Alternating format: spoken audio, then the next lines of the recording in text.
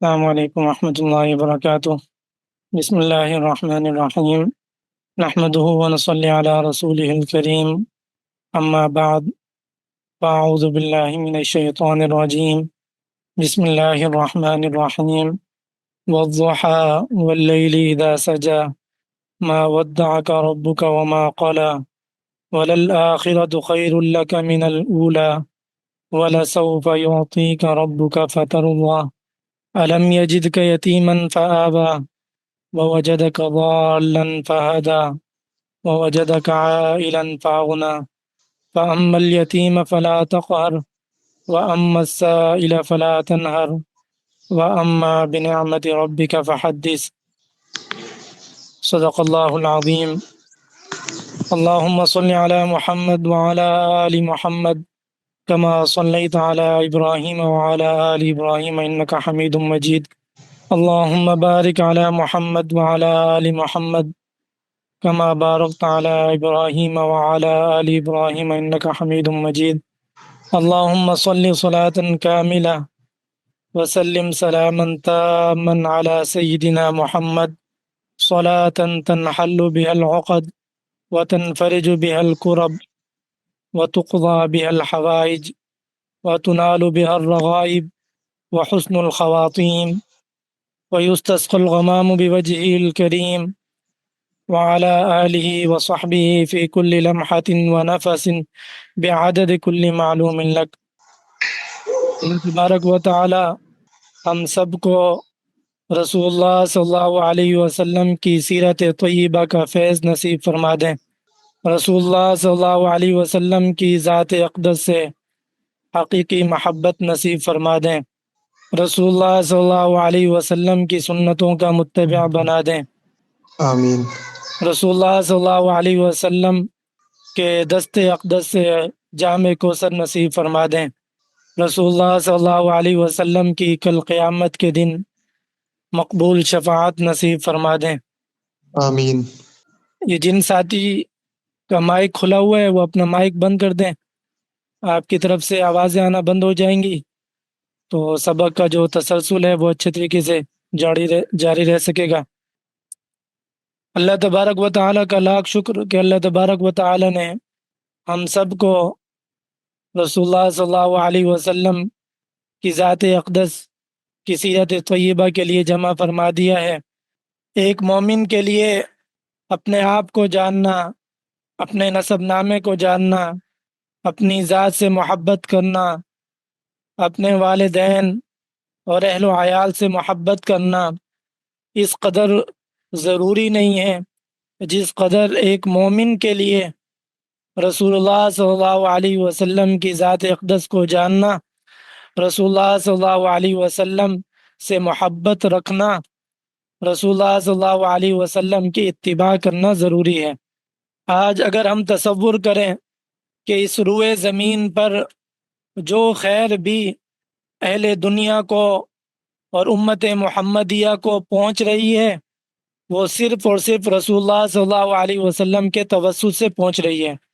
دنیا میں اللہ تبارک و تعالیٰ کی جتنی رحمتیں برس رہی ہیں وہ رسول اللہ صلی اللہ علیہ وسلم کے طفیل سے برس رہی ہیں۔ نہ صرف دنیا میں، آخرت میں انسانوں کے لیے، مسلمانوں کے لیے جو حساب و کتاب کے دروازے کھلیں گے، اہل جنت جنت میں جائیں گے، گناہ گاروں کی شفاعت ہوگی، حساب کتاب کی ابتدا ہوگی، وہ سب بھی رسول اللہ صلی اللہ علیہ وسلم کی برکت سے ہوگا۔ ہمیں ایمان نصیب ہوا یہ رسول اللہ صلی اللہ علیہ وسلم کی برکت تھی۔ اگر رسول اللہ صلی اللہ علیہ وسلم نہ ہوتے تو کائنات کا وجود ہوتا یا نہ ہوتا؟ اگر رسول اللہ صلی اللہ علیہ وسلم کی ذات اقدس نہ ہوتی ہمیں اللہ تبارک و تعالیٰ کی معرفت نہ ہو پاتی، ہم اللہ تبارک و تعالیٰ کو پہچان نہ پاتے، اللہ تبارک و تعالیٰ کی توحید کا اعلان نہ کر پاتے، ہمیں کلمہ لا الہ الا اللہ محمد الرسول اللہ نصیب نہ ہو پاتا، رسول اللہ صلی اللہ علیہ وسلم نہ ہوتے ہمیں اسلامی معاشرت نصیب نہ ہو پاتی، رسول اللہ صلی اللہ علیہ وسلم نہ ہوتے ہم انسانی حقوق تک رسائی حاصل نہ کر پاتے۔ رسول اللہ صلی اللہ علیہ وسلم اگر نہ ہوتے تو انسان کو نہ پہچان پاتا، انسان اپنی حقیقت کو نہیں پہچان پاتا، انسان اپنی زندگی کے مقصد کو نہ پہچان پاتا۔ جس زمانے جاہلیت میں، جس تاریکی میں، جس ظلمت میں رسول اللہ صلی اللہ علیہ وسلم اس دنیا میں آئے، اور آنے کے بعد اسلام کی برکت سے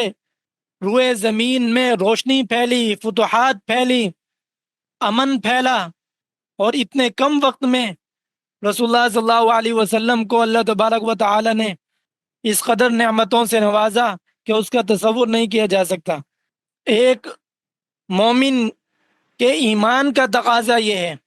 کہ وہ اپنی جان سے زیادہ محبت رسول اللہ صلی اللہ علیہ وسلم سے کرنے والا ہو۔ صحیح بخاری اور صحیح مسلم کی روایت ہے کہ رسول اللہ صلی اللہ علیہ وسلم نے فرمایا، لا یؤمن احدکم حتی اکون احب الیہ من والدہ وولدہ والناس اجمعین۔ تم میں سے کوئی شخص اس وقت تک کامل مومن نہیں ہو سکتا جب تک میں اس کے نزدیک اس کی جان سے زیادہ، اس کے والدین سے زیادہ، اس کی اولاد سے زیادہ، پوری انسانیت سے زیادہ محبوب نہ ہو جاؤں۔ ہم تک جو ایمان پہنچا ہے اللہ تبارک و تعالی کی طرف سے پہنچا ہے، درمیان میں واسطہ رسول اللہ صلی اللہ علیہ وسلم بنے ہیں۔ ایک مومن کی محبت جس قدر رسول اللہ صلی اللہ علیہ وسلم سے ہوگی، وہ اسی قدر اللہ تبارک و تعالی کی معرفت پانے والا ہوگا، اسی قدر اللہ تبارک و تعالی کے قریب ہوگا۔ اور محبت کا تقاضا یہ ہے کہ جس ذات سے محبت ہے اس ذات کے متعلق علم بھی ہو، اس ذات کی سیرت کا مطالعہ بھی ہو، اس ذات کا اٹھنا بیٹھنا معلوم ہو،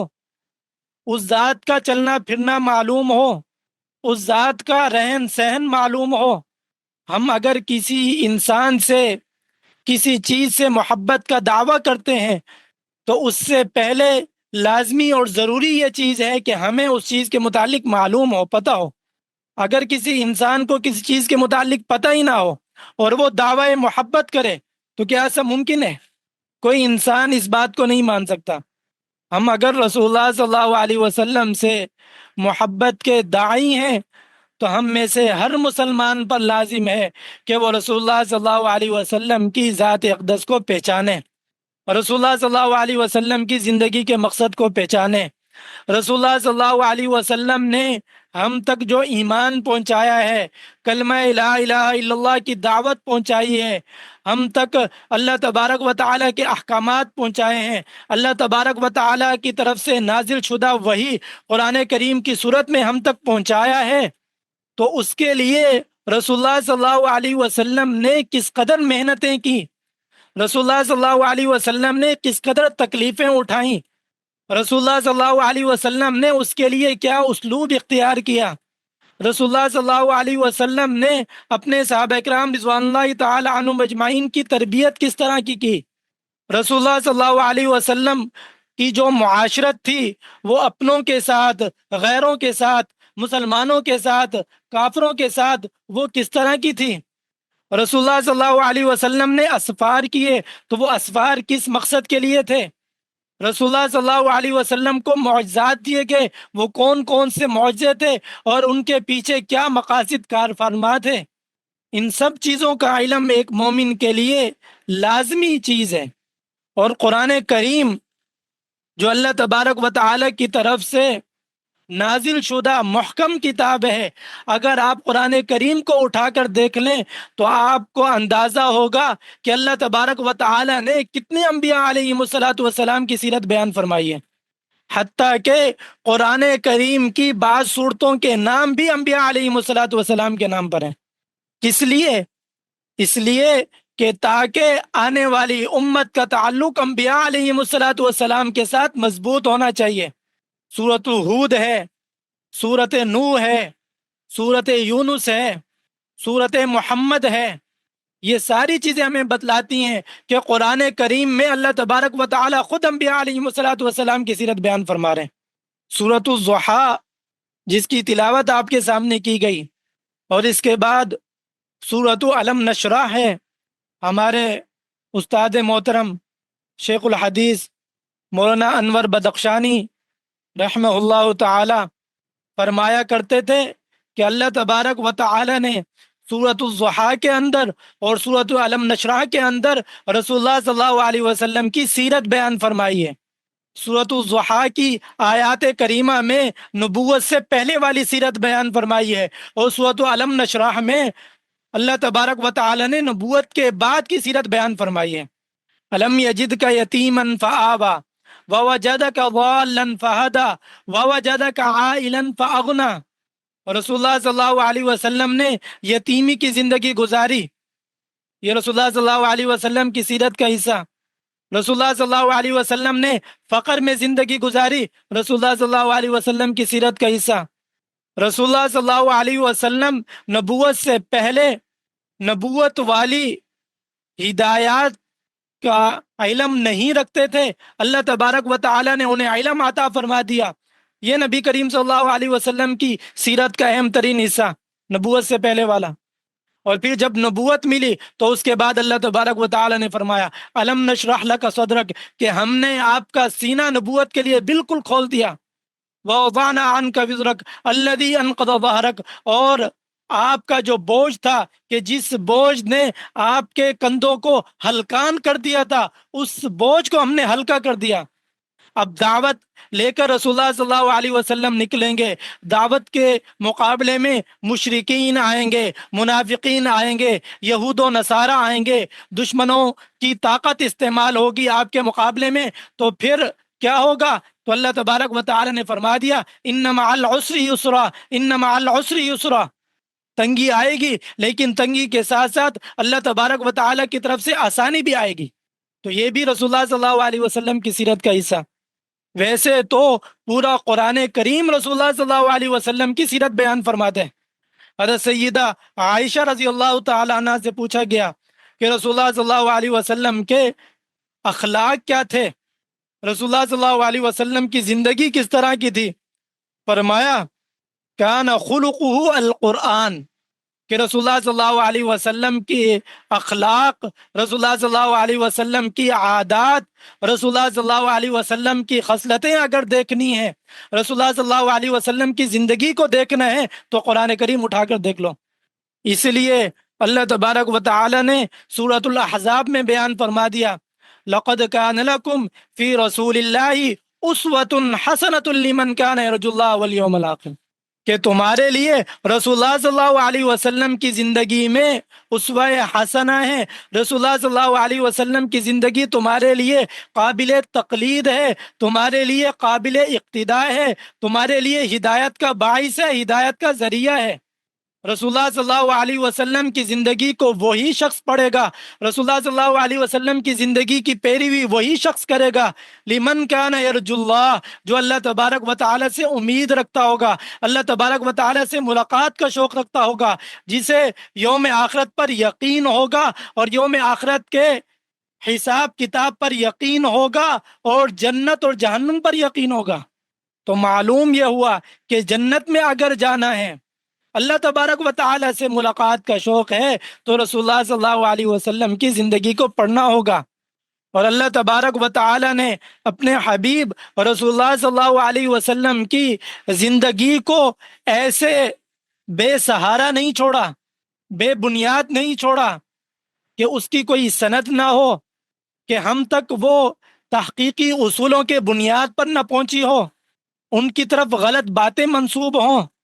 رسول اللہ صلی اللہ علیہ وسلم کی زندگی کا کوئی پہلو ایسا نہیں ہے جو امت تک نہ پہنچا ہو، اور پائے ثبوت کے ذریعے، دلائل کے ذریعے، سندوں کے ذریعے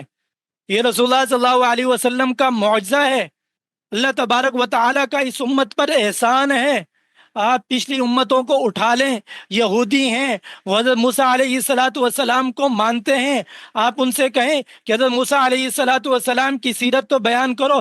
حضرت موسیٰ علیہ السلام کا قد کاٹ کس طرح کا تھا، رسول اللہ حضرت موسیٰ علیہ السلام چلتے کس طرح کے تھے، حضرت موسیٰ علیہ السلام نے دعوت کی ابتدا کس طرح کی تھی، موسیٰ علیہ السلام نے فرعون سے مقابلہ کس طرح کیا تھا، موسیٰ علیہ السلام نے تم تک دعوت کس طرح پہنچائی تھی۔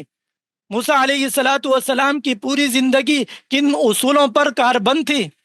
رسول اللہ حضرت موسیٰ علیہ الصلاۃ والسلام کی زلفیں کس طرح کی تھی؟ آپ کو کوئی ایک بات بھی اپنے ذرائع کے ذریعے نہیں بتا سکتے وہ۔ حضرت سیدنا موسیٰ علیہ الصلاۃ والسلام کے متعلق جو یقینی علم، جو حتمی علم پہنچا ہے، وہ ہمیں رسول اللہ صلی اللہ علیہ وسلم کے توسط سے پہنچا ہے، وہ ہمیں قرآن کریم کے توسط سے پہنچا ہے۔ یہودیوں کے پاس اپنا کوئی ایسا سند کے ساتھ، دلیل کے ساتھ کوئی ایک بات بھی ایسی نہیں ہے جو حضرت سیدنا موسیٰ علیہ الصلاۃ والسلام کے متعلق وہ بیان کر سکتے ہوں۔ جب ان کے پاس اللہ تبارک و تعالی کی طرف سے نازل شدہ کتاب تورات محفوظ نہیں ہے، اس کے اندر تحریف ہے، اس کے اندر تبدیلی ہے، اس کے اندر انہوں نے اپنی خود ساختہ باتیں ڈال دی ہیں، تو ان کے نبی موسیٰ علیہ الصلاۃ والسلام کے متعلق کیا چیزیں ان کے پاس محفوظ ہوں گی؟ اسی طرح آپ عیسائیوں کے پاس چلے جائیں، وہ عیسیٰ علیہ الصلاۃ والسلام کے ماننے والے ہیں، انہیں کہیں کہ ہمیں تورات دکھا دو، حضرت سیدنا عیسیٰ علیہ الصلاۃ والسلام کی زندگی سند کے ساتھ دکھا دو، عیسیٰ علیہ الصلاۃ والسلام کا کوئی ایک فرمان ہمیں سناؤ جو سند کے ساتھ آپ تک پہنچاؤ، ان لوگوں کے ذریعے سے پہنچا ہو کہ جن کی زندگی کا ایک ایک لمحہ تاریخ کی کتابوں کے اندر تحقیق کے ساتھ محفوظ ہو۔ عیسیٰ علیہ الصلاۃ والسلام کی جو باتیں یقین کے درجے میں حتمی طور پر ہمیں معلوم ہوئی ہیں، وہ قرآن کریم کے ذریعے سے معلوم ہوئی ہیں، وہ رسول اللہ صلی اللہ علیہ وسلم کی احادیث مبارکہ کے ذریعے سے معلوم ہوئی ہیں۔ لیکن آج الحمدللہ اللہ تبارک و تعالیٰ کا بہت احسان، اللہ تبارک و تعالیٰ کا اس امت پر فضل کہ رسول اللہ صلی اللہ علیہ وسلم کی ایک ایک ادا سند کے ساتھ، راویوں کے نام کے ساتھ، ان کے والدین کے نام کے ساتھ، ان پر جر و تعدیل کے قواعد کے مطابق حکم لگانے کے باوجود ہم تک وہ روایتیں موجود ہیں۔ احادیث مبارکہ کی کتابیں اٹھا کر دیکھ لیں آپ، ایک ایک راوی جنہوں نے اپنی پوری زندگی کے اندر غیبت نہیں کی، جنہوں نے پوری زندگی میں کوئی گناہ نہیں کیا، کوئی بے حیائی والا کام نہیں کیا، ایسے ایسے پاکیزہ لوگوں نے اپنی پوری زندگی کو داؤ پر لگا دیا، اپنی خواہشات کو مٹا دیا، اور ان کی زندگی روز روشن کی طرح واضح پوری امت کے سامنے، ایسا نہیں ہے چھپ کر گزار دی، سب کے سامنے ہے۔ ان کے متعلق بتایا جا سکتا ہے کہ ان کی پیدائش کہاں پر ہوئی تھی، ان کا انتقال کہاں پر ہوا تھا، انہوں نے یہ علم کس استاد سے حاصل کیا تھا، کن کن علاقوں میں انہوں نے اسفار کیے تھے، سیرت کی یہ والی بات انہوں نے اپنے کس استاد سے کس سن میں لی تھی، انہوں نے اپنے استاد سے کب لی تھی، انہوں نے اپنے استاد سے کب لی تھی، ان کے استاد کتنے بڑے درجے کے امام تھے، مؤرخ تھے، سیرت کے امام تھے، ان کے بڑے کون تھے۔ اس طرح رسول اللہ صلی اللہ علیہ وسلم کی سیرت امت کے پاس محفوظ ہے۔ آپ سنن ترمذی اٹھا لیں، سنن ترمذی، امام ترمذی رحمہ اللہ نے الشمائل محمدیہ کے نام سے ایک باقاعدہ کتاب لکھی ہے، اس کے اندر آپ دیکھیں گے رسول اللہ صلی اللہ علیہ وسلم کے بال مبارک کس طرح کے تھے، پوری سند آپ کو بیان کریں گے، پوری سند بیان کر کے بتائیں گے رسول اللہ صلی اللہ علیہ وسلم کا قد کاٹ کس طرح کا تھا، رسول اللہ صلی اللہ علیہ وسلم چلتے کس طرح کے تھے، رسول اللہ صلی اللہ علیہ وسلم کی سواریاں کس طرح کی تھی، رسول اللہ صلی اللہ علیہ وسلم کے ہونٹ مبارک، رسول اللہ صلی اللہ علیہ وسلم کے رخسار مبارک، رسول اللہ صلی اللہ علیہ وسلم کی آنکھیں مبارک، رسول اللہ صلی اللہ علیہ وسلم کی زلفیں مبارک، رسول اللہ صلی اللہ علیہ وسلم کے قدم مبارک، رسول اللہ صلی اللہ علیہ وسلم کی پیٹھ مبارک، رسول اللہ صلی اللہ علیہ وسلم کی سیرت مبارک یہ کس طرح کی تھی، وہ پوری سند بیان کریں گے۔ پھر ایک چیز بیان کریں گے، رسول اللہ صلی اللہ علیہ وسلم کا چہرہ کس طرح چمکتا تھا، پوری سند بیان کریں گے۔ پھر آپ کو ایک بات نقل فرمائیں گے، رسول اللہ صلی اللہ علیہ وسلم کی نماز محفوظ، رسول اللہ صلی اللہ علیہ وسلم کا روزہ محفوظ، رسول اللہ صلی اللہ علیہ وسلم کا جہاد محفوظ، رسول اللہ صلی اللہ علیہ وسلم کا عمرہ محفوظ، رسول اللہ صلی اللہ علیہ وسلم کا حج بیت اللہ محفوظ، رسول اللہ صلی اللہ علیہ وسلم کی دعوت محفوظ، رسول اللہ صلی اللہ علیہ وسلم کی پیدائش محفوظ، رسول اللہ صلی اللہ علیہ وسلم کی ہجرت محفوظ، رسول اللہ صلی اللہ علیہ وسلم کے زمانے میں کس سن میں کس صحابی نے اسلام قبول کیا، کس طرح قبول کیا، رسول اللہ صلی اللہ علیہ وسلم نے کس سن میں کس علاقے کی طرف سفر کیا، کس طرح تجارت کی، غزوات کے لیے کس سن میں فلاں غزوے کے لیے تشریف لے گئے، فلاں غزوے کی طرف گئے، فلاں علاقے کی طرف گئے، ایک ایک بات رسول اللہ صلی اللہ علیہ وسلم کی ذات طیبہ کی ہمارے پاس سند کے ساتھ محفوظ ہے۔ پوری دنیا کے اندر کوئی ایسا مذہب نہیں ہے کہ جس کے ماننے والے اپنی نبی کے متعلق اس طرح کی معلومات فراہم کر سکتے ہوں. اتنے بڑے امتیاز کے بعد، اتنے بڑے احسان کے بعد، اگر ایک مومن پھر بھی رسول اللہ صلی اللہ علیہ وسلم کی زندگی سے نہ واقف ہو، رسول اللہ صلی اللہ علیہ وسلم کے متعلق اسے پتہ نہ ہو، رسول اللہ صلی اللہ علیہ وسلم کی سیرت طیبہ کی طرف اس کا میلان نہ بڑھتا ہو، تو یہ اس کے ایمان کی کمی کی کیا ہی عجیب علامت ہوگی. کتنے بڑے خسارے کی بات ہے کہ وہ رسول اللہ صلی اللہ علیہ وسلم کو جاننا نہیں چاہتا، وہ رسول اللہ صلی اللہ علیہ وسلم کو پہچاننا نہیں چاہتا، رسول اللہ صلی اللہ علیہ وسلم کی سنتوں پر عمل کرنا نہیں چاہتا. پھر زمانے نے آ کر رسول اللہ صلی اللہ علیہ وسلم کی سیرت طیبہ کو اپنے عیوبات کا، اپنے تیروں کا نشانہ بنانا شروع کر دیا. کسی نے آ کر راویوں کے متعلق گفتگو کرنا شروع کر دی. رسول اللہ صلی اللہ علیہ وسلم کی ذات اقدس کا جو مقام و مرتبہ تھا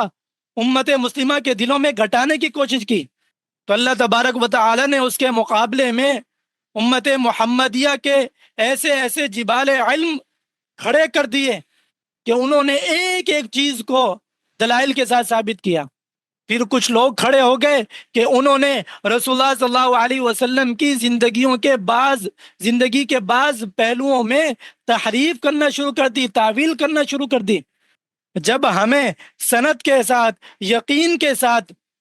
حتمی طور پر رسول اللہ صلی اللہ علیہ وسلم کی ایک بات معلوم ہوگی، سیرت طیبہ معلوم ہوگی، رسول اللہ صلی اللہ علیہ وسلم کا معجزہ معلوم ہو گیا، رسول اللہ صلی اللہ علیہ وسلم کا غزوہ معلوم ہو گیا، تو اس کے بعد کس کی یہ مجال ہے کہ وہ تحریف کا دروازہ کھولے، اس میں بیٹھ کر تعویلیں کریں. مستشرقین اور جدید زمانے کے جو فلاسفہ ہیں بیٹھ کر فلسفے جھاڑتے ہیں، رسول اللہ صلی اللہ علیہ وسلم کی زندگی کے بہت سے پہلوؤں کو وہ تسلیم نہیں کرتے، کیونکہ وہ کہتے ہیں کہ یہ عقل کے ترازو پر نہیں آتے. اور اس کے مقابلے میں بعض ایسے لوگ پیدا ہو گئے کہ انہوں نے رسول اللہ صلی اللہ علیہ وسلم کی زندگی کی ان باتوں میں تحریف اور تعویل کرنا شروع کر دی. رسول اللہ صلی اللہ علیہ وسلم کی زندگی کے اندر کسے ضرورت ہے کہ اس میں تحریف کرے، اس میں تبدیلی کرے؟ اس کے نتیجے میں آ کر معجزات کا انکار کر دیا. رسول اللہ صلی اللہ علیہ وسلم کہ ہاتھ اقدس پر کتنے معجزات ظاہر ہوئے. بعض علماء نے تو ہزاروں کی تعداد کے اندر وہ معجزات لکھے ہیں. دلائل النبوہ کے نام سے کتابیں لکھی گئی ہیں، اور ان میں رسول اللہ صلی اللہ علیہ وسلم کے معجزات کو سند کے ساتھ بیان فرمایا گیا ہے کہ رسول اللہ صلی اللہ علیہ وسلم کے معجزے جانوروں کے متعلق، رسول اللہ صلی اللہ علیہ وسلم کے معجزے کھانے کے متعلق، رسول اللہ صلی اللہ علیہ وسلم کے معجزے سفر کے متعلق، رسول اللہ صلی اللہ علیہ وسلم کے معجزے کائنات کی چیزوں کے متعلق،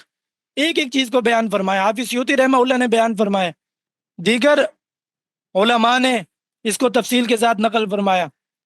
لیکن لوگوں نے آ کر اس میں تعریف کرنا شروع کر دی. اسی طرح رسول اللہ صلی اللہ علیہ وسلم کے غزوات کے مقاصد کو چھپا کر لوگوں کے سامنے بیان کیا گیا. غزوات کا انکار کرنا شروع کر دیا کہ رسول اللہ صلی اللہ علیہ وسلم نے جتنے بھی غزوات لڑے، جتنے بھی اسفار میں گئے، وہ صرف اور صرف اپنے تحفظ کے لیے گئے تھے، اقدامی جہاد تھا ہی نہیں. رسول اللہ صلی اللہ علیہ وسلم ایسے اپنی جگہ سے نکلے ہی نہیں کسی دشمن سے لڑنے کے لیے. جب سیرت طیبہ کے اندر یہ تمام چیزیں ثابت ہو گئیں تو اس کا مطلب یہ ہے کہ وہ یقینی طور پر ثابت ہیں. اس میں تحریف اور تبدیلی کرنا یہ کسی مومن کی شان نہیں ہے. تو اس لیے سیرت طیبہ کو پڑھنا ہمارے لیے انتہائی ناگزیر اور ضروری ہے کہ ہم سیرت طیبہ کو اسی طرح پڑھیں کہ جس طرح اللہ تبارک و تعالی نے سیرت طیبہ کو محفوظ فرمایا ہے. رسول اللہ صلی اللہ علیہ وسلم کی ذاتی زندگی کو پڑھیں، نبوت کی پہلی والی زندگی پڑھیں، نبوت کے بعد والی زندگی پڑھیں. مکی پورا زمانہ 13 سال کا جو زمانہ تھا وہ رسول اللہ صلی اللہ علیہ وسلم نے کیسا گزارا اسے مکمل طریقے سے پڑھیں کہ پہلے سن نبوی میں کیا ہوا، دوسرے میں کیا ہوا، تیسرے میں کیا ہوا، 5ویں میں، 6ویں میں، 7ویں میں، 13 تک کیا کیا واقعات رسول اللہ صلی اللہ علیہ وسلم پر رونما ہوئے. رسول اللہ صلی اللہ علیہ وسلم کا نسب نامہ کس طرح کا تھا، اور پھر رسول اللہ صلی اللہ علیہ وسلم نے ہجرت فرمائی. ہجرت کا پہلا سال کس طرح گزرا, دوسرا سال کس طرح گزرا, تیسرا سال کس طرح گزرا, چوتھا, پانچواں, چھٹا, ساتواں, آٹھواں, 10واں سال رسول اللہ صلی اللہ علیہ وسلم کا کس طرح گزرا. رسول اللہ صلی اللہ علیہ وسلم جب اس دنیا سے تشریف لے جا رہے تھے تو امت کو کیا کیا دے کر گئے. تو یہ جو درس سیرت ہمارا شروع ہو رہا ہے آج سے, کہ جس کی آج پہلی مجلس تھی, اس کے اندر یہ تمام چیزیں بیان کی جائیں گی, ترتیب وار بیان کی جائیں گی. رسول اللہ صلی اللہ علیہ وسلم کے نسب نامے سے لے کر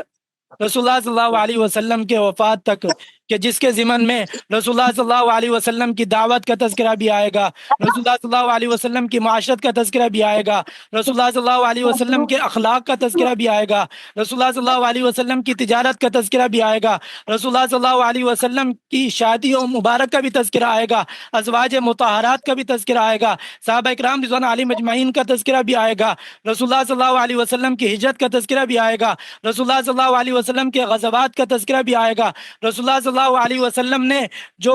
غیر مسلموں سے معاہدات کیے تھے ان کا تذکرہ بھی آئے گا, رسول اللہ صلی اللہ علیہ وسلم نے ملوک اور بادشاہوں کی طرف جو خطوط بھیجے تھے ان کا تذکرہ بھی آئے گا. کوئی ایک پہلو ایسا نہیں ہوگا جو اس سیرت کے درس میں آپ سے چھوٹ جائے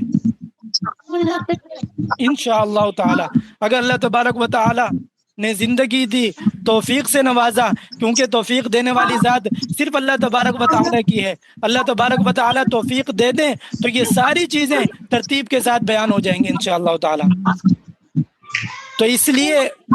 یہ ایک سوال کی لمبی فہرست سامنے آ گئی ہے کہ آپ صلی اللہ علیہ وسلم کی یہ چیز بیان فرما دیں, آپ صلی اللہ علیہ وسلم کی یہ چیز بتا دیں, وہ چیز بتا دیں.